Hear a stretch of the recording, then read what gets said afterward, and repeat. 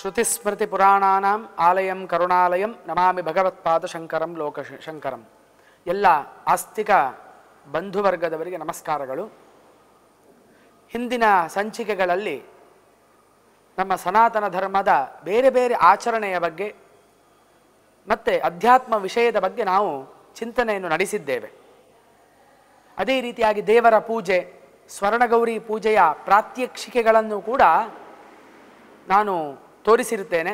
ಅದಕ್ಕೆ ನನಗೆ ಮುಖ್ಯವಾಗಿ ಸಹಕಾರವನ್ನು ಕೊಟ್ಟವರು ಪ್ರಶಾಂತ್ ಶೇಟ್ ಅವರಿಗೂ ಕೂಡ ವೈಯಕ್ತಿಕವಾಗಿ ನಾನು ಧನ್ಯವಾದಗಳನ್ನು ತಿಳಿಸ್ತಾ, ಈ ಒಂದು ಸಂಚಿಕೆಯಲ್ಲಿ ಮಹಾಲಯದಲ್ಲಿ ಮಾಡತಕ್ಕಂತಹ ಪಿತೃತರ್ಪಣದ ಬಗ್ಗೆ ಒಂದು ಪ್ರಾತ್ಯಕ್ಷಿಕೆಯನ್ನು ನಿಮ್ಮ ಮುಂದೆ ಇಡಲಿಕ್ಕೆ ಇಚ್ಛೆ ಪಡ್ತಾ ಇದ್ದೇನೆ. ನಮ್ಮ ಜೊತೆಯಲ್ಲಿ ಹಿರಿಯ ಪುರೋಹಿತರಾದಂತಹ ನಿರಂಜನ್ ಭಟ್ರಿದ್ದಾರೆ. ಒಂದಷ್ಟು ವಿಷಯಗಳನ್ನು ಈಗ ನಿಮ್ಮಲ್ಲಿ ಹಂಚಿಕೊಂಡು ಮತ್ತೆ ಅದನ್ನು ಪ್ರಸ್ತುತಪಡಿಸ್ತೇನೆ. ಮಹಾಲಯದ ಬಗ್ಗೆ ನಾನು ಹಿಂದಿನ ಸಂಚಿಕೆಯಲ್ಲಿ ಬೇಕಾದಷ್ಟು ವಿವರಗಳನ್ನು ಕೊಟ್ಟಿದ್ದೇನೆ. ಮಹಾಲಯ ಅಂದರೆ ಏನು, ಈ ಮಹಾಲಯ ಶ್ರಾದ್ದವನ್ನು ನಾವು ಯಾಕೆ ಮಾಡಬೇಕು ಇತ್ಯಾದಿಗಳ ಬಗ್ಗೆ.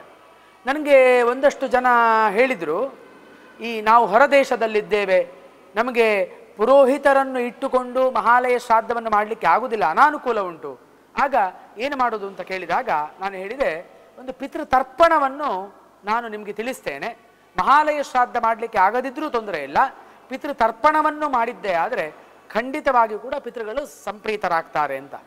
ಅಂದರೆ ಮನುಷ್ಯನು ಮಾಡಲೇಬೇಕಾದಂತಹ ಒಂದು ಕರ್ತವ್ಯ, ಪಿತೃಋಣದಿಂದ ನಾವು ಮುಕ್ತರಾಗಬೇಕು ಅಂತಾದರೆ ಸಾಂವತ್ಸರಿಕ ಶ್ರಾದ್ದ, ಮಹಾಲಯ ಶ್ರಾದ್ದ, ಇನ್ನೂ ಮುಂದುವರೆದರೆ ಷಣ್ಣವತಿ ಶ್ರಾದ್ದ, 96 ಶ್ರಾದ್ದಗಳನ್ನು ಆಚರಿಸಬೇಕು ಅಂತ ಶಾಸ್ತ್ರ ಹೇಳ್ತದೆ. ಆದ್ದರಿಂದ ಈ ಮಹಾಲಯ ಪಕ್ಷದಲ್ಲಿ ಪಿತೃಗಳೆಲ್ಲರೂ ಕೂಡ ನಮ್ಮ ಮನೆಯ ಸಮೀಪಕ್ಕೆ ಬಂದು ವಾಯುರೂಪದಲ್ಲಿದ್ದು ನಮ್ಮನ್ನು ಪರೀಕ್ಷಿಸ್ತಾರೆ. ನಮ್ಮ ಮಕ್ಕಳು ನಮಗೆ ಏನನ್ನು ಕೊಡ್ತಾರೆ, ತರ್ಪಣವನ್ನು ಕೊಡ್ತಾರೋ ಅಥವಾ ಪಿಂಡ ಪ್ರದಾನವನ್ನು ಮಾಡ್ತಾರೋ ಅಥವಾ ಅಮಾನ್ನದಾನವನ್ನು ಕೊಡ್ತಾರೋ ಅಂತ ಕಾಯ್ತಾ ಇರ್ತಾರೆ. ಆದ್ದರಿಂದ ಬಂದಂತಹ ಪಿತೃಗಳಿಗೆ ನಿರಾಶೆಯನ್ನು ಮಾಡುವಂಥದ್ದು ನಮಗೆ ಒಳ್ಳೆಯದಲ್ಲ. ಅದಕ್ಕೋಸ್ಕರವಾಗಿ ಇವತ್ತು ಆ ಪಿತೃತರ್ಪಣದ ಬಗ್ಗೆ ಒಂದಷ್ಟು ಮಾಹಿತಿಯನ್ನು ನಾನು ಹಂಚಿಕೊಳ್ತೇನೆ. ಮೊದಲಿಗೆ ನಾವು ಆಸನದಲ್ಲಿ ಕುಳಿತುಕೊಂಡು ಬೇಕಾದಂತಹ ವಸ್ತುಗಳು ಏನು ಅಂತ ಕೇಳಿದರೆ ತರ್ಪಣಕ್ಕೇನೂ ಬೇಡ, ಬಹಳ ಸುಲಭ. ಒಂದು ತಂಬಿಗೆ, ಒಂದು ಕೌಳಿಗೆ ಸೌಟು, ಒಂದು ಹರಿವಾಣ, ಅದರ ಜೊತೆಯಲ್ಲಿ ಒಂದಷ್ಟು ಎಳ್ಳು, ಕಪ್ಪು ಎಳ್ಳು, ಮತ್ತು ತುಳಸಿ ಹೂ ಮತ್ತು ದರ್ಬೆ, ಇಷ್ಟು ಇದ್ರೆ ಪಿತೃತರ್ಪಣವನ್ನು ಮಾಡಲಿಕ್ಕೆ ಸಾಧ್ಯ. ಆದರೆ ಸೂಕ್ಷ್ಮವಾದಂತಹ ವಿಚಾರ, ಎಲ್ಲರೂ ಸೂಕ್ಷ್ಮವಾಗಿ ಗಮನಿಸಿ ಈ ಪ್ರಕ್ರಿಯೆಯನ್ನು ಮಾಡಬೇಕಾಗ್ತದೆ. ಆ ಪ್ರಕಾರವಾಗಿ ಆಸನದಲ್ಲಿ, ಪದ್ಮಾಸನದಲ್ಲಿ ಕೂತ್ಕೊಳ್ಬೇಕು. ತಂಬಿಗೆಯಲ್ಲಿ ನೀರನ್ನು ತೆಗೆದುಕೊಳ್ಬೇಕು. ಮೊದಲಿಗೆ ಆಚಮನ, ಎಲ್ಲ ಕರ್ಮವನ್ನು ಮಾಡುವಾಗ ಆಚಮನ ವಿಹಿತವಾದದ್ದು. 3 ಬಾರಿ ಕೇಶವಾಯ ಸ್ವಾಹ, ನಾರಾಯಣಾಯ ಸ್ವಾಹ, ಮಾಧವಾಯ ಸ್ವಾಹ ಎಂಬುದಾಗಿ ಆಚಮನವನ್ನು ಮಾಡುವಂಥದ್ದು. 2 ಬಾರಿ ಮಾಡಬೇಕು. ಹಾಗೆ ಒಮ್ಮೆ 3 ಬಾರಿ ಮಾಡಿ ಪುನಃ ಕೇಶವಾಯ ಸ್ವಾಹ, ನಾರಾಯಣಾಯ ಸ್ವಾಹ, ಮಾಧವಾಯ ಸ್ವಾಹ ಎಂಬುದಾಗಿ ಪ್ರಾಶನವನ್ನು ಮಾಡಿ ನೀರನ್ನು 4ನೇ ಬಾರಿ ಗೋವಿಂದಾಯ ನಮಃ ಅಂತ ನಾವು ಅದನ್ನು ಹರಿವಾಣಕ್ಕೆ ಬಿಡಬೇಕು. ಮತ್ತು ವಿಷ್ಣುವಿನ ನಾಮಗಳು, ವಿಷ್ಣವೇ ನಮಃ, ಮಧುಸೂದನಾಯ ನಮಃ, ತ್ರಿವಿಕ್ರಮಾಯ ನಮಃ, ವಾಮನಾಯ ನಮಃ, ಶ್ರೀಧರಾಯ ನಮಃ, ಹೃಷಿಕೇಶಾಯ ನಮಃ, ಪದ್ಮನಾಭಾಯ ನಮಃ, ದಾಮೋದರಾಯ ನಮಃ, ಸಂಕರ್ಷಣಾಯ ನಮಃ, ವಾಸುದೇವಾಯ ನಮಃ, ಪ್ರದ್ಯುಮ್ನಾಯ ನಮಃ, ಅನಿರುದ್ಧಾಯ ನಮಃ, ಪುರುಷೋತ್ತಮಾಯ ನಮಃ, ಅಧೋಕ್ಷಜಾಯ ನಮಃ, ನಾರಸಿಂಹಾಯ ನಮಃ, ಅಚ್ಯುತಾಯ ನಮಃ, ಜನಾರ್ದನಾಯ ನಮಃ, ಉಪೇಂದ್ರಾಯ ನಮಃ, ಹರಯೇ ನಮಃ, ಶ್ರೀಕೃಷ್ಣಾಯ ನಮಃ ಎಂಬುದಾಗಿ ಪರಮ ಪವಿತ್ರವಾದಂತಹ ವಿಷ್ಣುವಿನ 24 ನಾಮಗಳನ್ನು ಉಚ್ಚಾರ ಮಾಡಬೇಕು. ತದನಂತರ ಆ ಕೌಳಿಗೆಯಲ್ಲಿದ್ದಂತಹ ಶೇಷ ಜಲವನ್ನು ಹರಿವಾಣಕ್ಕೆ ಚೆಲ್ಲಬೇಕು. ಆಚಮನವನ್ನು ಮಾಡಿ ಉಳಿದಂತಹ ನೀರನ್ನು ಉಳಿಸಿಕೊಳ್ಳಿಕ್ಕಿಲ್ಲ. ಅದಾದ ಮೇಲೆ ಪವಿತ್ರ ಧಾರಣೆ, 2 ದರ್ಭೆಯ ಪವಿತ್ರವನ್ನು ಧಾರಣೆ ಮಾಡುವಂಥದ್ದು. ಪವಿತ್ರವನ್ನು ಧಾರಣೆಯನ್ನು ಮಾಡಿ ನಾರಾಯಣ ನಾರಾಯಣ ಅಂತ ವಿಷ್ಣು ಸ್ಮರಣೆಯನ್ನು ಮಾಡಿ ಪವಿತ್ರ ಧಾರಣೆಯನ್ನು ಮಾಡಬೇಕು. ತದನಂತರ 4-6 ಶ್ಲೋಕಗಳನ್ನು ಪಠಿಸಲಿಕ್ಕೆ ಇದೆ. ಸ್ಥಳ ಶುದ್ಧಿಗೋಸ್ಕರವಾಗಿ, ಸ್ಥಳದಲ್ಲಿ ಇರತಕ್ಕಂತಹ ದುಷ್ಟ ಶಕ್ತಿಗಳ ಪರಿಹಾರಕ್ಕೋಸ್ಕರವಾಗಿ. ತೀಕ್ಷ್ಣದಂಷ್ಟ್ರ ಮಹಾಕಾಯ ಕಲ್ಪಾಂತ ದಹನೋಪಮ ಭೈರವಾಯ ನಮಸ್ತುಭ್ಯಂ ಅನುಜ್ಞಾನ್ ದಾತುಮರ್ಹಸೆ ಪೃಥ್ವಿತ್ವಯಾ ಧೃತಾ ಲೋಕ ದೇವಿ ತ್ವಂ ವಿಷ್ಣುನಾ ಧೃತಾ ತ್ವಂಚ ಧಾರಯ ಮಾಂ ದೇವಿ ಪವಿತ್ರಂ ಕುರುಚಾಸನಂ ಎಂಬುದಾಗಿ ಆಸನ ಶುದ್ಧಿಯನ್ನು ಸ್ಥಳ ಶುದ್ಧಿಯನ್ನು ಮಾಡಿಕೊಂಡು ಸಂಕಲ್ಪವನ್ನು ಮಾಡುವಂಥದ್ದು. ಯಾವುದೇ ಕರ್ಮವನ್ನು ಮಾಡುವಾಗ ಸಂಕಲ್ಪ ಅಂತ ಹೇಳುವಂಥದ್ದು ಅನಿವಾರ್ಯ. ನಾನು ಯಾತಕ್ಕೋಸ್ಕರವಾಗಿ ಈ ಕರ್ಮವನ್ನು ಮಾಡ್ತಾ ಇದ್ದೇನೆ ಅಂತ ಸಂಕಲ್ಪಿಸುವಂಥದ್ದು. ಎಡಕೈಯ ಮೇಲೆ ಬಲಕೈಯನ್ನು ಮುಚ್ಚಿ ಹಿಡಿದು ಹೇಳುವಂಥದ್ದು, ಮಹಾಲಯ ಪಕ್ಷ ಅಂಗತ್ವೇನ ಪಿತೃಸ್ವರೂಪಿ ಶ್ರೀಮತ್ ಜನಾರ್ದನ ವಾಸುದೇವ ಪ್ರೀತ್ಯರ್ಥಂ ಸ್ವ ಪಿತೃತರ್ಪಣಾಖ್ಯಂ ಕರ್ಮ ಕರಿಷ್ಯೇ ಎಂಬುದಾಗಿ ಸಂಕಲ್ಪಿಸಿ ಒಂದು ಉದ್ಧರಣ ನೀರನ್ನು ಬಲಕೈಗೆ ಹಾಕಿ ಹರಿವಾಣಕ್ಕೆ ಬಿಡಬೇಕು. ಈಗ ಸಂಕಲ್ಪ ಆಯಿತು, ನನ್ನ ಪಿತೃಗಳ ತೃಪ್ತಿಗೋಸ್ಕರವಾಗಿ ಯಥಾಶಕ್ತಿ ಪಿತೃತರ್ಪಣವನ್ನು ನಾನು ಮಾಡುತ್ತೇನೆ ಅಂತ ಹೇಳುವಂಥದ್ದು ತಾತ್ಪರ್ಯ. ಸಂಕಲ್ಪ ಆದ ಮೇಲೆ ಕಲಶ ಪೂಜೆ, ಇದನ್ನೆಲ್ಲವನ್ನೂ ಕೂಡ ಸೂಕ್ಷ್ಮದಲ್ಲಿ ಎಲ್ಲ ಜನರನ್ನು ಗಮನದಲ್ಲಿಟ್ಟುಕೊಂಡು ನಾನು ಹೇಳ್ತಾ ಇದ್ದೇನೆ. ಯಾವುದೇ ಒಂದು ವರ್ಗಕ್ಕೆ ಇದು ಸೀಮಿತವಾದದ್ದಲ್ಲ, ಯಾರೂ ಕೂಡ ಇದನ್ನು ಮಾಡಬಹುದು. ಪಿತೃಗಳ ಅನುಗ್ರಹ ಬೇಕು, ಪಿತೃಗಳು ತೃಪ್ತಿಯಾಗಬೇಕು ಅಂತಹ ಭಾವನೆ ಇರುವಂತಹ ಎಲ್ಲ ವ್ಯಕ್ತಿಗಳು ಕೂಡ ಇದನ್ನು ಆಚರಿಸಬಹುದು, ಪಿತೃತರ್ಪಣವನ್ನು. ಅದಕ್ಕೆ ಅವರು ಇವರು ಅಂತ ಹೇಳುವಂತಹ ನಿಬಂಧನೆ ಇಲ್ಲ. ಅದಾದ ಪೂಜೆ, ಕಲಶದಲ್ಲಿ ನಾವು ನೀರನ್ನು ತೆಗೆದುಕೊಂಡು ಇರ್ತೇವೆ. ಆ ನೀರಿಗೆ ಹೂವನ್ನು ತುಳಸಿಯನ್ನು ಹಾಕಬೇಕು. ಮಂತ್ರ ಗಂಗೆ ಚ ಯಮುನೆ ಚೈವ ಗೋದಾವರಿ ಸರಸ್ವತಿ ನರ್ಮದೆ ಸಿಂಧು ಕಾವೇರಿ ಜಲೇಸ್ಮಿನ್ ಸನ್ನಿಧಿಂ ಕುರು ಎಂಬುದಾಗಿ ಜಪವನ್ನು ಮಾಡಿ ಅದಕ್ಕೆ ಹೂ ತುಳಸಿಯನ್ನು ಹಾಕಿ ಮತ್ತೆ ಜನಿವಾರವನ್ನು ಎಡಕ್ಕೆ ಮಾಡಬೇಕು. ಇದೊಂದು ಬಹಳ ಮುಖ್ಯವಾದಂತಹ ವಿಚಾರ. ಪಿತೃತರ್ಪಣದಲ್ಲಿ ಅಥವಾ ಪಿತೃಕರ್ಮದಲ್ಲಿ ಸವ್ಯ ಮತ್ತು ಅಪಸವ್ಯ ಅಂತ. ಸಾಮಾನ್ಯವಾಗಿ ಜನಿವಾರ ಸವ್ಯದಲ್ಲಿ ಇರ್ತದೆ, ಪಿತೃತರ್ಪಣದಲ್ಲಿ ಕೆಲವು ಕಡೆ ನಾವು ಅಪಸವ್ಯವನ್ನು ಮಾಡಬೇಕಾಗ್ತದೆ. ಎಳ್ಳನ್ನು ತೆಗೆದುಕೊಳ್ಳುವಂತಹ ಸಂದರ್ಭದಲ್ಲಿ ಅಲ್ಲಿ ಅಪಸವ್ಯವನ್ನು ಹೇಳುತ್ತಾರೆ. ನಾವು ಕೇಳಬಹುದು, ನಮಗೆ ಕೆಲವು ಒಂದಷ್ಟು ವರ್ಗದವರಿಗೆ ಜನಿವಾರ ಇರುವುದಿಲ್ಲ, ಆಗ ಏನು ಮಾಡಬೇಕು ಅಂತ ಪ್ರಶ್ನೆ ಬರ್ತದೆ. ಆ ಶಾಲನ್ನು ನಾವು ಏನು ಉತ್ತರೀಯವನ್ನು ಧರಿಸ್ತೇವೆ ಅದನ್ನು ಜನಿವಾರದ ಹಾಗೆ ಹಾಕಿಕೊಳ್ಬೇಕು. ಇದನ್ನೆಲ್ಲರೂ ಕೂಡ ಗಮನದಲ್ಲಿರಬೇಕು. ಹಾಗೆ ಅಪಸವ್ಯವನ್ನು ಮಾಡಬೇಕು ಅಂತ ಹೇಳಿದಾಗ ಅದನ್ನು ಯಾವಾಗಲೂ ಸಾಮಾನ್ಯವಾಗಿ ಬಲ ಹೆಗಲಿನಲ್ಲಿ ಗಂಟು ಬರುವಾಗೆ ಇರುವಂಥದ್ದು. ಅಪಸವ್ಯ ಅಂತ ಹೇಳಿದರೆ ಅದನ್ನು ತೆಗೆದು ಎಡ ಬಲ ಹೆಗಲಿಗೆ ಹಾಕಿಕೊಳ್ಳುವಂಥದ್ದು, ಇದು ಅಪಸವ್ಯವಾಗ್ತದೆ. ಆ ಪ್ರಕಾರವಾಗಿ ಕಲಶ ಪೂಜೆಯಲ್ಲಿ ಆ ಗಂಧ ತುಳಸಿ ಹೂವನ್ನು ಹಾಕಿದ ಮೇಲೆ ಜನಿವಾರವನ್ನು ಅಪಸವ್ಯ ಮಾಡಿ ಕೈಯಲ್ಲಿ ಎಳ್ಳನ್ನು ಹಿಡಿದುಕೊಂಡು, ಕಪ್ಪು ಎಳ್ಳೆ ಆಗಬೇಕು, ಬಿಳಿ ಎಳ್ಳು ಆಗುವುದಿಲ್ಲ ಪಿತೃಕರ್ಮಕ್ಕೆ. ಯಾಕೆ ಎಳ್ಳಿಗೆ ಅಷ್ಟು ಪಾವಿತ್ರ್ಯತೆ? ಅದು ವಿಷ್ಣುವಿನ ಬೆವರಿನಿಂದ ಉತ್ಪತ್ತಿಯಾದದ್ದು. ದರ್ಭೆ, ಶ್ರಾದ್ದದಲ್ಲಿ ದರ್ಭೆ ಮತ್ತೆ ಎಳ್ಳು ಅಂತ ಹೇಳುವಂಥದ್ದು ಪ್ರಧಾನ. ಅದೆರಡು ಇದ್ರೆ ಶ್ರಾದ್ದವೇ ಮುಗಿದು ಹೋಗ್ತದೆ. ದರ್ಭೆ ಅಂತ ಹೇಳಿದ್ರೆ ವಿಷ್ಣುವಿನ ರೋಮಗಳು, ಅದಕ್ಕೋಸ್ಕರವಾಗಿ ಆ ಎರಡು ವಸ್ತುಗಳಿಗೆ ಪಾವಿತ್ರ್ಯತೆ ಇದೆ. ಆ ಪ್ರಕಾರ ಜನಿವಾರವನ್ನು ಅಪಸವ್ಯ ಮಾಡಿ ಎಳ್ಳನ್ನು ಹಿಡಿದುಕೊಂಡು ಮಂತ್ರ ಇದೆ, ತಿಲೋಸಿ ಸೋಮ ದೈವತ್ಯೋ ಗೋಸವೇ ದೇವ ನಿರ್ಮಿತ ಪ್ರತ್ನವದ್ಭಿಪ್ರತ್ತಸ್ವಧಯ ಪಿತೃನ್ ಇಮಾನ್ ಲೋಕಾನ್ ಪ್ರೀಣಯಾಹಿನಃ ಸ್ವಧಾ ನಮಃ ಎಂಬುದಾಗಿ ಹೇಳಿ ಒಂದಷ್ಟು ಎಳ್ಳನ್ನು ಆ ತಂಬಿಗೆಗೆ ಹಾಕಬೇಕು. ಅದಾದ ಮೇಲೆ ಪುನಃ ಜನಿವಾರವನ್ನು ಬಲಕ್ಕೆ ಮಾಡಬೇಕು, ಸವ್ಯವನ್ನಾಗಿ ಮಾಡಬೇಕು. ಇಲ್ಲಿಗೆ ಒಂದು ಹಂತ ಆಯಿತು. ಈಗ ತರ್ಪಣದ ಕಾರ್ಯವನ್ನು ನಾವು ಪ್ರಾರಂಭ ಮಾಡುವ. ಮೊದಲಿಗೆ ಎಲ್ಲರೂ ಗಮನದಲ್ಲಿಡಬೇಕಾದದ್ದು, ಜೀವಂತ ಇದ್ದವರಿಗೆ ತರ್ಪಣವನ್ನು ಬಿಡಲಿಕ್ಕಿಲ್ಲ. ಮುಖ್ಯ ಅದನ್ನು ತಲೆಯಲ್ಲಿಟ್ಟುಕೊಳ್ಳಿ ಎಲ್ಲರೂ ಸಹ. ಮತ್ತು ಯಾರೆಲ್ಲ ಮರಣ ಹೊಂದಿ ಸ್ವರ್ಗಸ್ಥರಾಗಿದ್ದಾರೆ ಆ ಪಿತೃಗಳಿಗೆ ಮಾತ್ರ ತರ್ಪಣ. ಆದ್ದರಿಂದ ತಂದೆ ತಾಯಿ ಇಲ್ಲದವರು, ಕೊನೆಯ ಪಕ್ಷ ಅವರಿಬ್ಬರಲ್ಲಿ ಒಬ್ಬರು ಇಲ್ಲದಿದ್ದರೂ ಕೂಡ ತರ್ಪಣವನ್ನು ಬಿಡಬಹುದು. ಮತ್ತೆ ಇನ್ನೊಂದುಂಟು, ಮಹಾಲಯವನ್ನು ಮಾಡುವಾಗ ಹಿರಿಯರು ಮಾಡಬೇಕು ಅಂತ ಇರುವಂಥದ್ದು ಸರಿ, ಆದರೆ ತರ್ಪಣವನ್ನು ಯಾರೂ ಬಿಡಬಹುದು. ತರ್ಪಣ ಅಂತ ಹೇಳುವಂಥದ್ದು ಮಹಾಲಯದಲ್ಲಿ ಮಾತ್ರ ಬಿಡುವಂಥದ್ದಲ್ಲ. ಅದು ಸಾಂವತ್ಸರಿಕ ಶ್ರಾದ್ದದಲ್ಲಿ ತರ್ಪಣ ಬರ್ತದೆ, ಮತ್ತೆ ವಿಶೇಷವಾದಂತಹ ಪರ್ವ ತಿಥಿಗಳಲ್ಲಿ ತರ್ಪಣವನ್ನು ಬಿಡಬೇಕು ಅಂತ ಉಂಟು, ಮತ್ತೆ ಅಮಾವಾಸ್ಯೆಯಲ್ಲಿ ಪಿತೃತರ್ಪಣವನ್ನು ಮಾಡಬೇಕು ಅಂತ ಉಂಟು. ಇದನ್ನೆಲ್ಲ ನಾವು ಗಮನದಲ್ಲಿ ಇಟ್ಟುಕೊಳ್ಬೇಕು. ಖಾಲಿ ನಾವು ಕೊಡುವ ಒಂದು ಎಳ್ಳಿನಿಂದ ನೀರಿನಿಂದ ಪಿತೃಗಳು ತೃಪ್ತರಾಗ್ತಾರೆ. ಅವರು ಬಂದು ನನಗೇನು ಅಷ್ಟೈಶ್ವರ್ಯ ಸಂಪತ್ತನ್ನು ಕೊಡು ಅಂತ ಕೇಳುವುದಿಲ್ಲ. ಖಾಲಿ ನಾವು ಕೊಡುವಂತಹ ಎಳ್ಳು ನೀರಿನಿಂದ ಅವರು ನಮಗೆ ಅನುಗ್ರಹಿಸ್ತಾರೆ. ಆದರೆ ನಾನಿದು ಮಾಡ್ತಾ ಇರುವಂಥದ್ದು ಯಾಕೆ? ಕೊನೆಯ ಪಕ್ಷ ಇಷ್ಟನ್ನಾದರೂ ನಾವು ಆಚರಿಸುವ ಎಂಬಂತಹ ಒಂದೇ ಒಂದು ಉದ್ದೇಶದಿಂದ, ಮತ್ತು ಆಸಕ್ತರಿಗೆ ಒಂದು ಪ್ರಯೋಜನವಾಗಲಿ ಅಂತ ಹೇಳುವಂತಹ ಉದ್ದೇಶದಿಂದ ಈಗ ಪಿತೃತರ್ಪಣವನ್ನು ನಾವು ಪ್ರಾರಂಭ ಮಾಡೋಣ.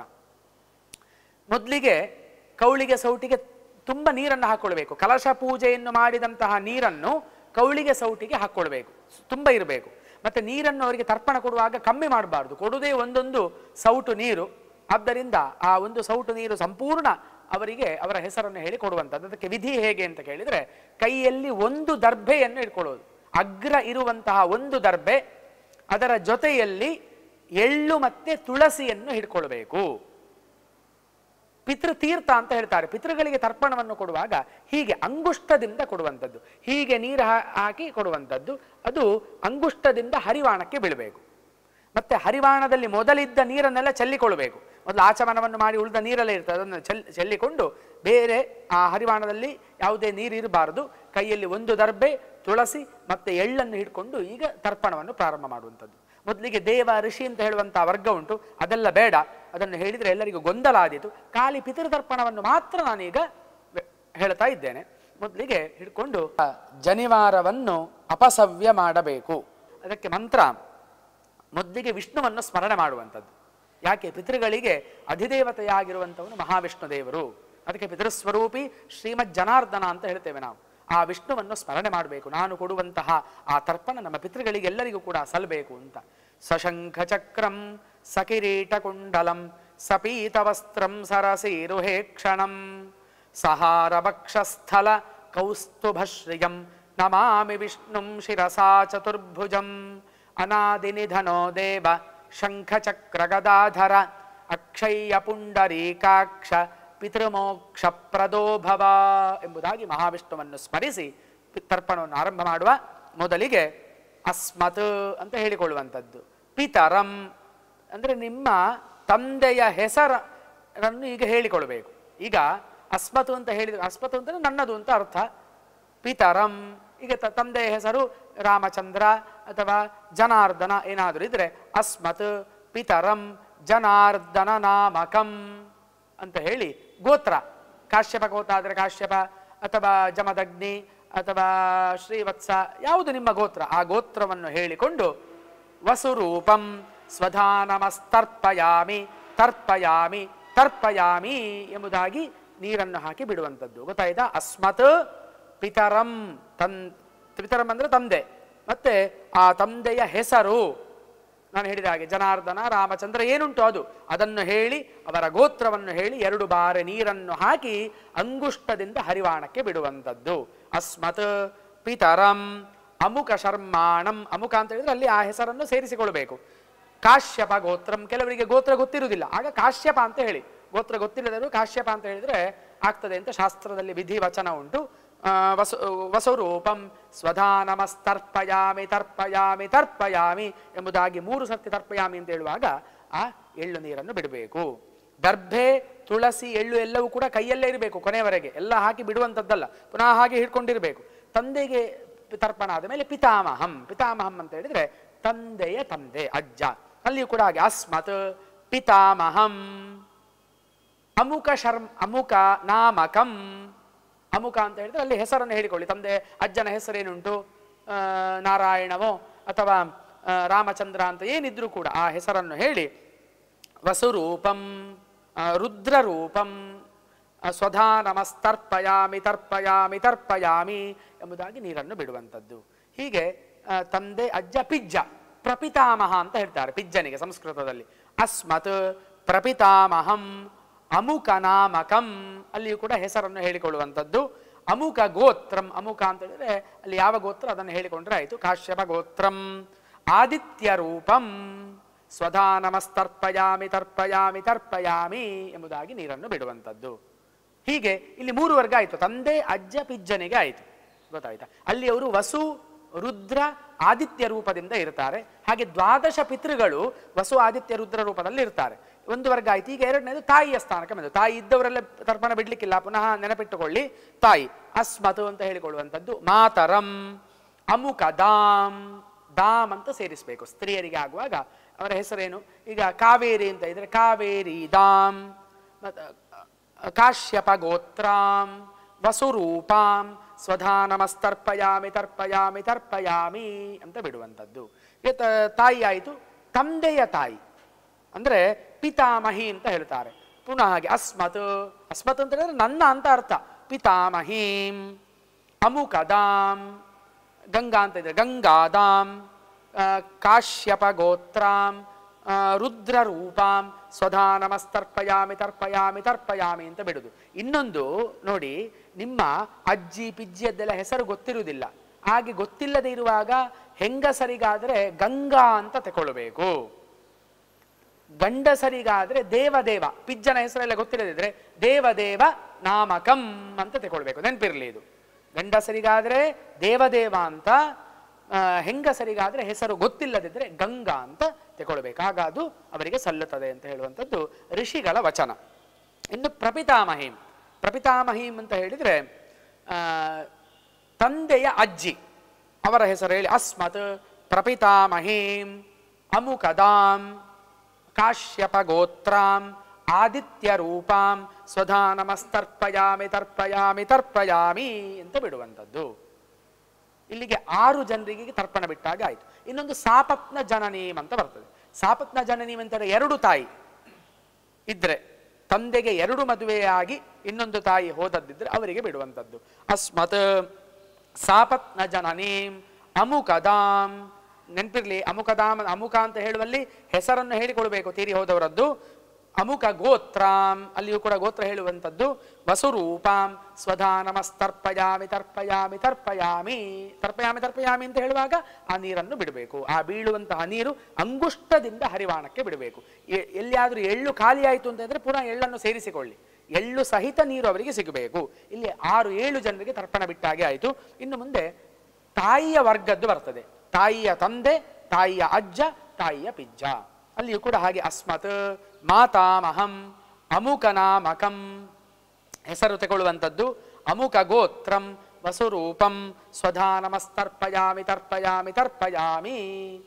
ತಾಯಿಯ ತಂದೆ ಆಯಿತು, ತಾಯಿಯ ಅಜ್ಜನದ್ದೆಲ್ಲ ಹೆಸರು ಗೊತ್ತಿರಲಿಕ್ಕಿಲ್ಲ, ಆಗ ದೇವದೇವ ಅಂತ ತಗೊಳ್ಳುವಂಥದ್ದು. ಅಸ್ಮತ್ ಮಾತುಹು ಪಿತಾಮಹಂ ದೇವದೇವ ನಾಮಕಂ ಅಮುಕ ಗೋತ್ರಂ ರುದ್ರರೂಪಂ ಸ್ವಧಾ ನಮಸ್ತರ್ಪಯಾಮಿ ತರ್ಪಯಾಮಿ ತರ್ಪಯಾಮಿ. ತಾಯಿಯ ತಂದೆ, ತಾಯಿಯ ಅಜ್ಜ, ತಾಯಿಯ ಪಿಜ್ಜ 3ನೇ ವರ್ಗ. ಅಸ್ಮತ್ ಮಾತು ಪ್ರಪಿತಾಮಹಂ ಅಮುಕ ನಾಮಕಂ ಅಮುಕ ಗೋತ್ರಂ ಆದಿತ್ಯ ರೂಪಂ ಸ್ವಧಾ ನಮಸ್ತರ್ಪಯಾಮಿ ತರ್ಪಯಾಮಿ ತರ್ಪಯಾಮಿ. ಹೀಗೆ ಇನ್ನು ಇಲ್ಲಿಗೆ 9-10 ಜನರಿಗೆ ತರ್ಪಣ ಬಿಟ್ಟಾಗಾಯಿತು. ಇನ್ನು ತಾಯಿಯ ಒಂದು ವರ್ಗ ಉಂಟು. ತಾಯಿಯ ತಾಯಿ ಅಸ್ಮತ್ ಮಾತಾಮಹೀಂ, ತಾಯಿಯ ತಾಯಿ. ಮಾತಾಮಹಿ ಅಂತಂದ್ರೆ ತಾಯಿಯ ತಾಯಿ ಅಂತ ಅರ್ಥ. ಅವರ ಹೆಸರನ್ನು ಹೇಳಿ. ಅಮುಕದಾಂ ಅಮುಕ ಗೋತ್ರಾಂ, ಗೋತ್ರವನ್ನು ಹೇಳಿ. ವಸುರೂಪಾಂ ಸ್ವಧಾ ನಮಸ್ತರ್ಪಯಾಮಿ ತರ್ಪಯಾಮಿ ತರ್ಪಯಾಮಿ. ತಾಯಿಯ ತಾಯಿ, ತಾಯಿಯ ಅಜ್ಜಿ. ಅಸ್ಮತ್ ಮಾತುಹು ಪಿತಾಮಹೀಂ ಅಮುಕದಾಂ ಅಮುಕ ಗೋತ್ರಾಂ ರುದ್ರರೂಪಾಂ ಸ್ವಧಾ ನಮಸ್ತರ್ಪಯಾಮಿ ತರ್ಪಯಾಮಿ ತರ್ಪಯಾಮಿ. ಇನ್ನು ಅವರ ತಾಯಿಯ ತಾಯಿ, ತಾಯಿಯ ಅಜ್ಜಿ, ತಾಯಿಯ ಪಿಜ್ಜಿ. ಅಸ್ಮತ್ ಮಾತುಹು ಪ್ರಪಿತಾಮಹೀಂ ಗಂಗಾದಾಂ ಕಾಶ್ಯಪ ಗೋತ್ರಾಂ ಆದಿತ್ಯ ರೂಪಾಂ ಸ್ವಧಾ ನಮಸ್ತರ್ಪಯಾಮಿ ತರ್ಪಯಾಮಿ ತರ್ಪಯಾಮಿ ಅಂತ ಬಿಡುವಂಥದ್ದು. ಇಲ್ಲಿ 12 ಪಿತೃಗಳಿಗೆ ಮತ್ತೆ ಸಾಪತ್ನ ಜನನಿ, ಇಷ್ಟು ಜನರಿಗೆ ನಾವು ತರ್ಪಣ ಬಿಟ್ಟ ಹಾಗೆ ಆಯಿತು. ಯಾವುದೇ ಗೊಂದಲ ಮಾಡ್ಕೊಳ್ಬೇಡಿ. ಯಾಕೆಂತ ಕೇಳಿದರೆ ತಾಯಿಯ ಅಜ್ಜಿ, ತಾಯಿಯ ಪಿಜ್ಜಿ, ತಂದೆಯ ಅಜ್ಜ ಪಿಜ್ಜ ಅಂತ ಹೇಳುವಾಗ ಸ್ವಲ್ಪ ಗೊಂದಲ ಆಗ್ತದೆ. ಅದರಿಂದ ಮೊದಲಿಗೆ ಅವರದ್ದೆಲ್ಲ ಹೆಸರನ್ನು ಬರೆದು ಒಂದು ಲಿಸ್ಟ್ ಮಾಡಿಕೊಳ್ಳಿ. ತಂದೆಯ ಕಡೆಯಿಂದ ನಾನೀಗ ಯಾರದ್ದೆಲ್ಲ ಹೆಸರು ಹೇಳಿದ್ದೇನೆ, ಹೆಸರು ಗೊತ್ತಿಲ್ಲದಿದ್ದರೆ ಗಂಡಸರಿಗಾದರೆ ದೇವದೇವ, ಹೆಂಗಸರಿಗಾದರೆ ಗಂಗಾ ಅಂತ ಬರ್ಕೊಂಡು ಬಿಡಿ. ಆಗ ಆ ಲಿಸ್ಟನ್ನು ನೋಡಿ ನಿಮಗೆ ತರ್ಪಣ ಬಿಡಲಿಕ್ಕೆ ಅನುಕೂಲ ಆಗ್ತದೆ. ಇನ್ನು ಕನ್ಫ್ಯೂಷನ್ ಆಗಲಿಕ್ಕೆ ಅವಕಾಶ ಇಲ್ಲ, ಇನ್ನು ಸುಲಭ ಉಂಟು. ಇನ್ನು ಯಾರದ್ದಾದರೂ ತರ್ಪಣವನ್ನು ಬಿಡ್ತಾ ಇರುವಂತಹ ವ್ಯಕ್ತಿಗಳ ಹೆಂಡತಿ ತೀರಿ ಹೋದದ್ದಿದ್ರೆ ಅವರಿಗೆ ತರ್ಪಣ ಬಿಡುವಂಥದ್ದು. ಅಸ್ಮತು ಅಂತ ಹೇಳಿಕೊಂಡು ಪತ್ನೀಂ, ಪತ್ನಿಯ ಹೆಸರನ್ನು ಹೇಳಿ. ದಾಂ ಕಾಶ್ಯಪ ಗೋತ್ರಾಂ ವಸುರೂಪಾಂ ಸ್ವಧಾ ನಮಸ್ತರ್ಪಯಾಮಿ ತರ್ಪಯಾಮಿ ತರ್ಪಯಾಮಿ. ಅಸ್ಮತ್ ತರ್ಪಣವನ್ನು ಬಿಡ್ತಾ ಇರುವಂತಹ ವ್ಯಕ್ತಿಗಳ ಮಕ್ಕಳು ಯಾರಾದರೂ ತೀರಿ ಹೋದದ್ದಿದ್ರೆ ಅವರಿಗೆ ತರ್ಪಣ. ಅಸ್ಮತ್ ಸುತಂ, ಸುತ ಅಂದರೆ ಮಗ, ಮಕ್ಕಳು ಅಂತ ಅರ್ಥ. ಗೊತ್ತಾಯ್ತು? ಎಷ್ಟು ಜನ ಹೋಗಿದ್ದಾರೋ ಅಷ್ಟು ಜನರಿಗೆ ಬಿಡಬೇಕು, ತೀರಿ ಹೋದವರಿಗೆ ಮಾತ್ರ. ಅಮುಕ ನಾಮಕಂ ಅಮುಕ ಕಾಶ್ಯಪ ಗೋತ್ರಂ ವಸುರೂಪಂ ಸ್ವಧಾ ನಮಸ್ತರ್ಪಯಾಮಿ ತರ್ಪಯಾಮಿ ತರ್ಪಯಾಮಿ. ಇನ್ನು ಪಿತೃವ್ಯಂ, ಪಿತೃವ್ಯ ಅಂತ ಹೇಳಿದರೆ ನಿಮ್ಮ ತಂದೆಯ ಅಣ್ಣ ತಮ್ಮಂದರು, ದೊಡ್ಡಪ್ಪ ಚಿಕ್ಕಪ್ಪ ಅವರು ತೀರಿ ಹೋದದ್ದಿದ್ರೆ, ಅವರ ಹೆಂಡತಿ ಮಕ್ಕಳು ತೀರಿ ಹೋದದ್ದಿದ್ರೆ ಅವರಿಗೆ ತರ್ಪಣವನ್ನು ಬಿಡಬೇಕು. ಆಯಾ ಹೆಸರು ನಿಮಗೆ ಗೊತ್ತಿರ್ತದೆ, ಅದು ನಮಗೆ ಗೊತ್ತಿರುವುದಿಲ್ಲ. ಆದ್ದರಿಂದ ಆ ತೀರಿ ಹೋದಂತಹ ದೊಡ್ಡಪ್ಪ ಚಿಕ್ಕಪ್ಪನಿಗೆ ಪಿತೃವ್ಯ ಅಂತ ಹೇಳ್ತಾರೆ. ಅವರಿಗೆ ಅಸ್ಮತ್ ಪಿತೃವ್ಯಂ ಅಮುಕನಾಮಕಂ ಅಮುಕ ಗೋತ್ರಂ ವಸುರೂಪಂ ಸ್ವಧಾನಮಸ್ತರ್ಪಯಾಮಿ ತರ್ಪಯಾಮಿ ತರ್ಪಯಾಮಿ, ಹಾಗೆ ಪ್ರತ್ಯೇಕವಾಗಿ ಅವರಿಗೆಲ್ಲ ತರ್ಪಣವನ್ನು ಬಿಡಬೇಕು. ಎಷ್ಟು ಜನ ಹೋಗಿದ್ದಾರೋ ಅಷ್ಟು ಜನರಿಗೆ. ಇನ್ನು ಅಸ್ಮತ್ ಮಾತುಲಂ, ಮಾತುಲ ಅಂತ ಹೇಳಿದರೆ ಸೋದರ ಮಾವ ಅಂತ ಅರ್ಥ. ಸೋದರ ಮಾವನಿಗೆ ತರ್ಪಣವನ್ನು ಬಿಡುವಂಥದ್ದು. ತಾಯಿಯ ಅಣ್ಣ ತಮ್ಮಂದರು, ಅವರ ಹೆಂಡತಿ ಮಕ್ಕಳು ತೀರಿ ಹೋದವರಿಗೆ ತರ್ಪಣವನ್ನು ಬಿಡಬೇಕು. ಅಸ್ಮತ್ ಮಾತುಲಂ ಅಮುಕ ನಾಮಕಂ ಅಮುಕ ಗೋತ್ರಂ ಸಪತ್ನೀಕಂ ವಸುರೂಪಂ ಸ್ವಧಾನಮಸ್ತರ್ಪಯಾಮಿ ತರ್ಪಯಾಮಿ ತರ್ಪಯಾಮಿ. ಅವರ ಹೆಂಡತಿ ತೀರಿ ಹೋದದ್ದಿದ್ರೆ ಮಾತ್ರ ಸಪತ್ನೀಕಂ ಅಂತ ತಿಳ್ಕೊಳ್ಬೇಕು. ಅವರು ಮಾತ್ರ ಹೋದದ್ದಿದ್ರೆ ಮಾತುಲಂ ಅಂತ ಹೇಳಿದ್ರೆ ಸಾಕು, ಎಲ್ಲ ಕಡೆ ಹಾಗೆ.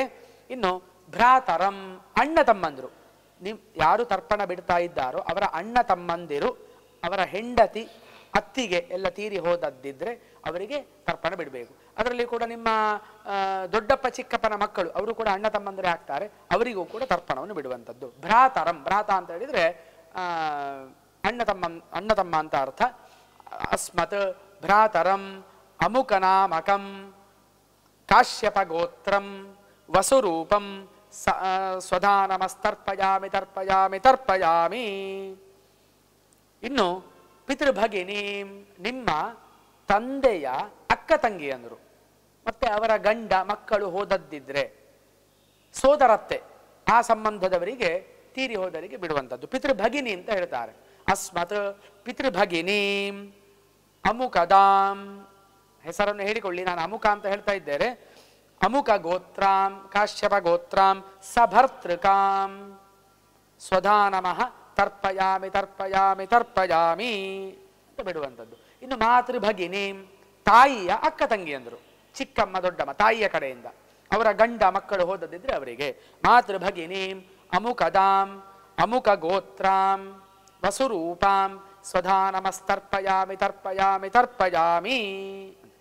ಅಸ್ಮತ್ ಭಗಿನಿ, ಭಗಿನಿ ಅಂತ ಹೇಳಿದರೆ ನಿಮ್ಮ ಯಾರು ತರ್ಪಣ ಬಿಡ್ತಾ ಇದ್ದಾರೋ ಅವರ ಅಕ್ಕ ತಂಗಿಯಂದರು ಮತ್ತೆ ಅವರ ಗಂಡ ಅಂದರೆ ಭಾವ, ಅವರು ತೀರಿ ಹೋದದ್ದಿದ್ರೆ ಅವರಿಗೆ ಅಸ್ಮತ್ ಭಗಿನಿ ಅಮುಕದಾಂ ಕಾಶ್ಯಪ ಗೋತ್ರಾಂ ಸಭರ್ತೃಕಾಂ ಸ್ವಧಾನಮಸ್ತರ್ಪಯಾಮಿ ತರ್ಪಯಾಮಿ ತರ್ಪಯಾಮಿ. ಇನ್ನು ಶ್ವಶುರಂ ಅಂದರೆ ತರ್ಪಣ ಬಿಡ್ತಾ ಇರುವಂತಹ ವ್ಯಕ್ತಿ ಹೆಣ್ಣು ಅತ್ತೆ ಮತ್ತೆ ಮಾವ, ಹೆಣ್ಣು ಕೊಟ್ಟ ಮಾವ ಅವರಿಗೆ ಅಸ್ಮತ್ ಶ್ವಶುರಂ, ಹೆಸರನ್ನು ಹೇಳಿ ಗೋತ್ರವನ್ನು ಹೇಳಿ. ಅಮುಕ ಶರ್ಮ ಅಮುಕನಾಮಕಂ ಅಮುಕ ಗೋತ್ರಂ ವಸುರೂಪಂ ಸ್ವಧಾನಮಸ್ತರ್ಪಯಾಮಿ ತರ್ಪಯಾಮಿ ತರ್ಪಯಾಮಿ.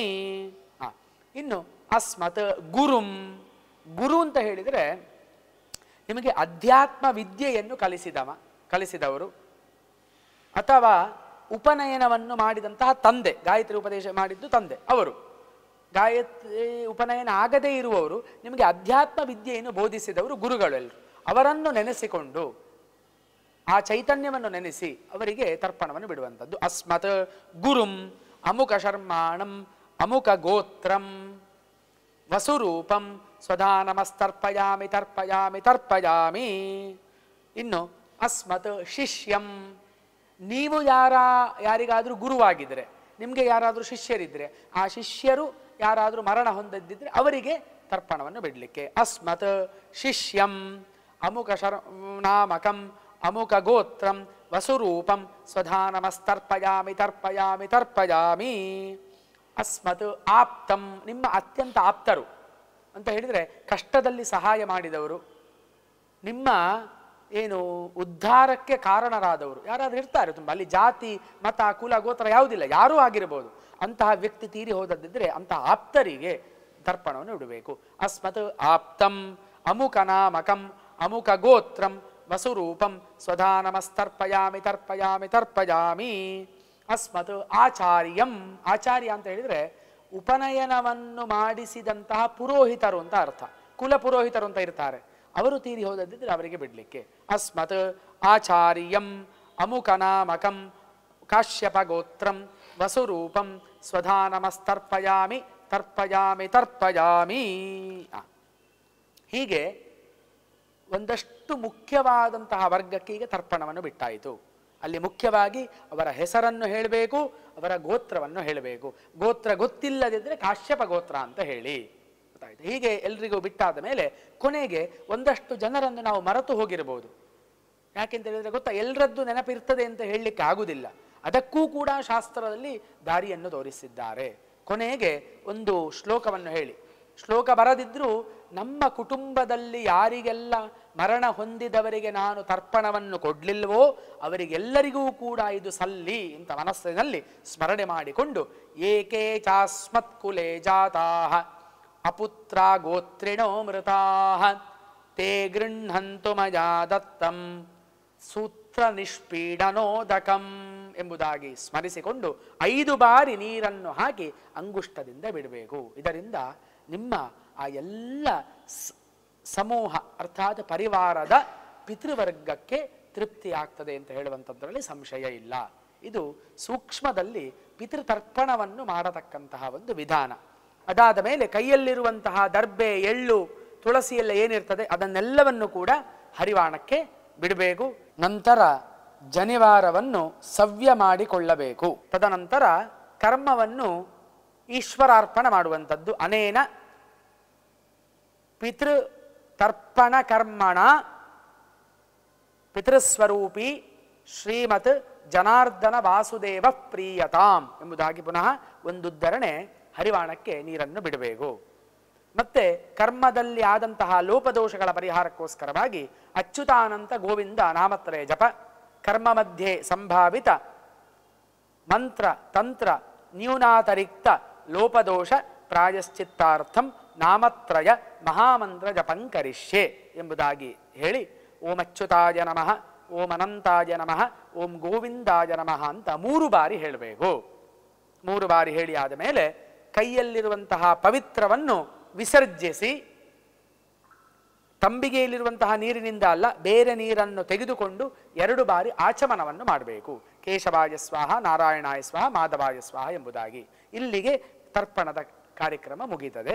ತದನಂತರ ತರ್ಪಣ ಕೊಟ್ಟಂತಹ ನೀರನ್ನು ಯಾವುದಾದರೂ ಮರದ ಬುಡಕ್ಕೆ, ಸಸ್ಯ ಬುಡಕ್ಕೆ ಅದನ್ನು ಹಾಕಬೇಕು.